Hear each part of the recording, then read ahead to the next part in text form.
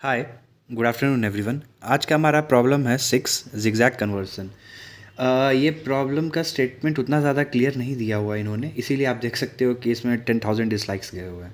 Anyways, coming to the problem, तो problem statement में क्या है कि आपके पास एक स्ट्रिंग दिया हुआ है, आपको उसको एक जिगजैग पाथ वे में अरेंज करना है और उसके बाद उसका आउटपुट जो आपको देना है वो आपका होगा रो वाइज, मतलब रो वाइज होगा। ठीक है, मतलब क्या है इसका कि मान लीजिए कि आपके पास एक मान लो कि एक स्ट्रिंग दिया हुआ है, मान लो लीड कोड। ठीक है, मान लो कि एक स्ट्रिंग दिया हुआ है लीड कोड। ठीक है, और इसमें बोला हुआ है कि आप लोग 3 रोज़ में इसको बांट दीजिए जिगजैग वे में। मान लो कि रोज़ जो दिया हुआ है आपके पास वो है 3, तो आप लोग क्या करोगे, एल ई, ठीक है, ई ऐसे जाना है नीचे और फिर यहाँ से जिगजैग वे में मतलब डायगोनली मूव करना है। तो ली, फिर एक आएगा टी, ठीक है, फिर यहाँ पे आ जाएंगे सी। ठीक है, फिर हम लोग को वर्टिकली मूव करना है, सी ओ डी, फिर क्या है, एक बार फिर डायगोनली जाएंगे कुछ ऐसे से। तो एक बार ऐसे हम लोग मूव करेंगे, ठीक है, वर्टिकली, फिर डायगोनली मूव करेंगे हम लोग, फिर हम लोग क्या करेंगे, वर्टिकली मूव करेंगे, फिर डायगोनली मूव करेंगे। ठीक है, और जब फिर इसका आउटपुट हम लोग को स्ट्रिंग जो रिटर्न करना है वो हम लोग देंगे, मतलब रो 1 ऐसे करके, फिर रो 2 का आउटपुट, फिर रो 3 का। तो मेरा जो ये स्ट्रिंग कन्वर्जन होगा क्या होगा, पहले रो से एल सी बन जाएगा, ठीक है, फिर दूसरे रो से क्या बनेगा, ई टी ओ ई, ठीक है, फिर लास्ट रो से क्या बन जाएगा मेरा, ई और डी। तो ये स्ट्रिंग कन्वर्ट होके बन गया आपका ये वाला स्ट्रिंग, राइट। समझ में आया। एक और एग्जांपल देख लेते हैं जल्दी से। मान लो कि तुम्हारा है कोई एग्जांपल, लेट्स से पे पैल ही है, पे पैल, ठीक है, और इस स्ट्रिंग को और लंबा कर दें क्या, नहीं ठीक है चलो। तो रोज़ को हम लोग रख देते हैं मान लो कि 2, ठीक है, रोज़ को 2 रख दे रहे हैं। तो ट्राई करते हैं, पी ए अरेंज करेंगे, नीचे आएंगे, ठीक है, फिर वर्टिकली जाना है, ठीक है, तो वर्टिकली फर्स्ट रो पे फिर से आ गए, वाई, फिर एक बार नीचे आएंगे, फिर पी, फिर वर्टिकली जाएंगे तो फिर से ऊपर आ गए ए और फिर एल। ठीक है, तो इसका आउटपुट क्या हो गया मेरा, रो 1 से आया पी वाई ए और रो 2 से आया ए पी एल। ठीक है ना, ये दूसरा एग्जांपल हो गया आपका, मतलब कि ये स्ट्रिंग जो कन्वर्ट होके ऐसा बन गया है, राइट। तो प्रॉम्प्ट स्टेटमेंट क्लियर है। अच्छा, इसका जो वैल्यू हो सकता है, ये जो इसका जो लेंथ हो सकता है गिवन स्ट्रिंग का, ठीक है, इसका वैल्यू अराउंड 10⁻³ है, मतलब 1000 के आसपास हो सकता है। ठीक है, ये चीज़ एक चीज़ क्लियर है। और नंबर ऑफ़ रोज़ का जो वैल्यू दिया हुआ है प्रॉब्लम में, ठीक है ना, नंबर ऑफ़ रोज़ का जो वैल्यू है वो भी शायद 1000 था, राइट। तो ये जो रोज़ का जो वैल्यू है, ठीक है, रोज़, ये भी 10⁻³ के टर्म्स में हो सकता है। ठीक है, प्रॉब्लम स्टेटमेंट क्लियर है। तो इसमें ज़्यादा कुछ नहीं करना है। आप लोग क्या कर सकते हो, इसका अप्रोच क्या होगा, ठीक है, वो देख लो जल्दी से। तो अप्रोच जानने के लिए हम लोग क्या करते हैं, सबसे पहले हम लोग क्या कर रहे हैं, ट्रैवर्स कर रहे हैं हम लोग वर्टिकली, ठीक है, तो ट्रैवर्स वर्टिकली, ठीक है, फिर क्या कर रहे थे, डायगनली ट्रैवर्स कर रहे थे, राइट। तो ट्रैवर्स डायगनली, ठीक है, उसके बाद कीप अपडेटिंग वैल्यूज़, ठीक है, keep updating values, row and column wise समझ लो, row wise and column wise, ठीक है ना, ठीक है। अब इसका मतलब क्या है कि मान लो कि यही तुम्हारा एग्जाम्पल था, ठीक है, मान लो कि ये 0 0 पे स्टोर्ड है, ठीक है, ये 0 1 पे स्टोर्ड है, ये 0 2 पे स्टोर्ड है, राइट। ये सही है, ओ सॉरी सॉरी, ये 0 0 पे है, ये 1 0 पे है, ये है तुम्हारा 2 0 पे। हाँ, उसी तरीके से ये जो हो गया तुम्हारा, ये क्या हो गया, 0 1, ठीक है, 1 1 और 2 1, right, and so on so fourth. तो क्या करो कि एक टेम्परेरी तुम एक एरे बना सकते हो, ठीक है, इस ये आंसर को स्टोर करने के लिए, या फिर क्या करो कि एक तुम मैप ही बना लो, ठीक है, उसमें इंडेक्स वाइज इन वैल्यूज़ को स्टोर करते जाओ, राइट। ठीक, मतलब कि ये हो गया तुम्हारा ऐसे ही, मतलब 0 0 पे एल स्टोर्ड होगा, 1 0 पे ई स्टोर्ड होगा, ऐसे करके, ठीक है। और वो कीप अपडेटिंग वैल्यूज़, ठीक है, इन इन क्या कहते हैं, मान लो कि इन टेम्परेरी कोई एरे या फिर कोई मैप बना लो, ठीक है ना, बहुत अच्छे, ये हो गया। उसके बाद क्या करो, then update these values in a string traversing traversing column wise, ठीक है, कॉलम वाइज को, ठीक है। तो मतलब तुम्हारा ये जो टेम्परेरी एरे होगा या मैप होगा उसमें स्टोर कर लो इसको, और ऐसे कॉलम वाइज आइट्रेट करते जाओ, मतलब एक रो में जो वैल्यूज़ है सबको आइट्रेट करो, फिर अगले में जितने को है उसको अपडेट करो, ठीक है। ऐसे करके आंसर हम लोग को क्या करना है कि रिटर्न कर देना है, ठीक है। बहुत अच्छे। तो क्या हो गया, सबसे पहले हम लोग को ऐसे मूव करना था, ठीक है, फिर ऐसे मूव करना है डायगनली, ठीक, ये कर लो। और वैल्यूज़ को क्या करो कि कीप अपडेटिंग वैल्यूज़, ठीक है, रोज़ एंड कॉलम वाइज। तो सारे वैल्यूज़ को एक एरे वगैरह में अपडेट कर लो, ठीक है। प्रॉप स्टेटमेंट क्लियर हो गया है, तो अब जल्दी से जाते हैं कोड की तरफ, ठीक है। चलो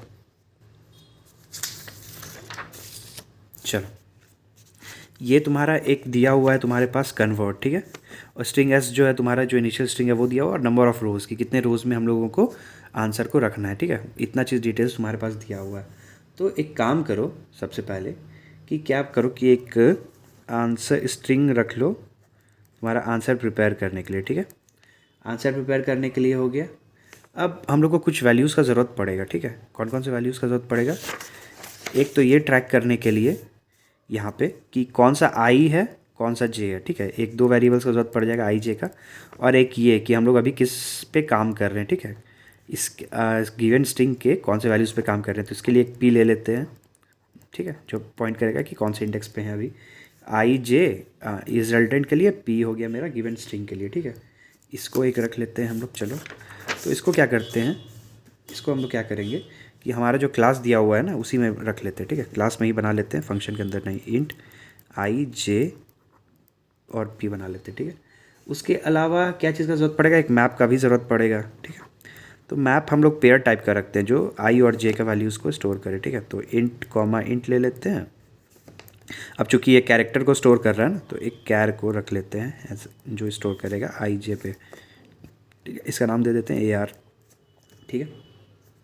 आई जे पी हो गया, ये दोनों हो गया आपको इसके लिए, ये आई के लिए, ये जे के लिए, पी जो हो गया जो ये स्ट्रिंग जो होगा तुम्हारा उसको पॉइंट करेगा, ठीक है।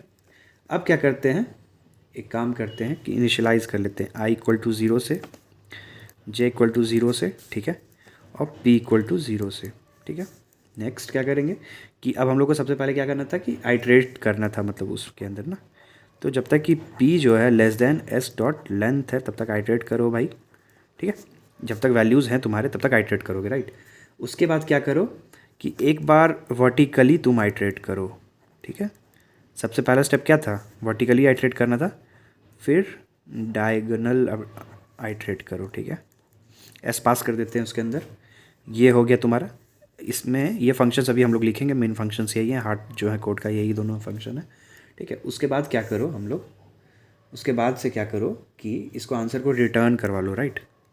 इस आंसर को जो ये स्ट्रिंग तुम्हारा जो भी बन रहा है इसको रिटर्न करवा लो। नहीं नहीं सॉरी, एक गलती है यहाँ पे, आंसर पहले प्रिपेयर करोगे तब तो भेजोगे ना। तो जब आंसर प्रिपेयर कैसे करेंगे वो बाद में देखते हैं, ठीक है। अभी रहने दो इसको, पहले एक बार डायगोनल और तुम्हारा डायगोनल जो फंक्शन है वो और वर्टिकल फंक्शन जो उसको देख लेते हैं कि वो लोग कैसे काम कर रहा है, ठीक है। चलो, मान लो तुम्हारा एक पहले हम लोग लिख लेते हैं वर्टिकल फंक्शन कि वर्टिकली कैसे आइट्रेट करना है, ठीक है। वर्टिकल फंक्शन में आ रहा है तुम्हारा स्ट्रिंग, राइट, स्ट्रिंग एस हो गया। तो वर्टिकल फंक्शन में क्या करो तुम, ठीक है, हमेशा क्या करो कि आई को हमेशा ज़ीरो से इनिशियलाइज़ कर लो, ठीक है।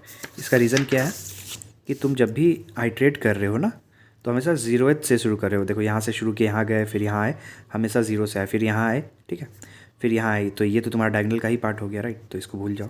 चलो, इसीलिए हमेशा सबसे पहले वाले रो से शुरू करेंगे, इसलिए आई को ज़ीरो से इनिशियलाइज़ कर रहे हैं। अब क्या करो कि while I is less than, ठीक है, किससे लेस देन, लास्ट रो से ना। अच्छा, प्रॉब्लम में एक नम रोज़ भी दिया हुआ है, ठीक है, जो कि बताता है कितने रोज़ में इनिशियलाइज़ करना है। तो यहाँ पे एक काम करो कि एक वैल्यू और ले लो n, ठीक है। n क्या है, where n is equal to num rows जो तुम्हारा प्रॉब्लम में दिया हुआ है उसमें रख लो, इसको स्टोर कर लो, ठीक है। अब क्या करो कि while I is less than n, ठीक है। और कोई कंडीशन देना है क्या, हाँ, एक और कंडीशन होगा पी कहीं बीच में ही ख़त्म ना हो जाए, ठीक है। पी में कोई वैल्यूमेंट्स बचने भी चाहिए हम लोग को एरे में डालने के लिए। तो P should be less than S of length, ठीक है। चलो बढ़िया, इतना हो गया हमारा। अब आओ यहाँ पे क्या करो कि AR में स्टोर कर लो, किसको, I और J पोजीशन पे हम लोग स्टोर कर लेंगे इस वैल्यू को। कौन सा वैल्यू, S ऑफ P, जो भी वैल्यू है अभी करेंटली, ठीक है। बस अब क्या करो तुम लोग, P को आइट्रेट कर लो, ठीक है। और I तो आइट्रेट करना पड़ेगा हम लोगों को, क्या I को आइट्रेट करना पड़ेगा, राइट करना ही पड़ेगा।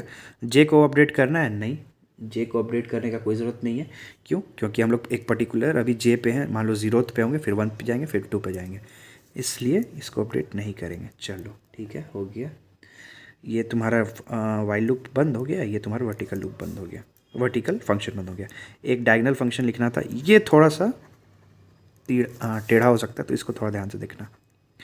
While diagonal string of ampersand of S ले लेते हैं, ठीक है।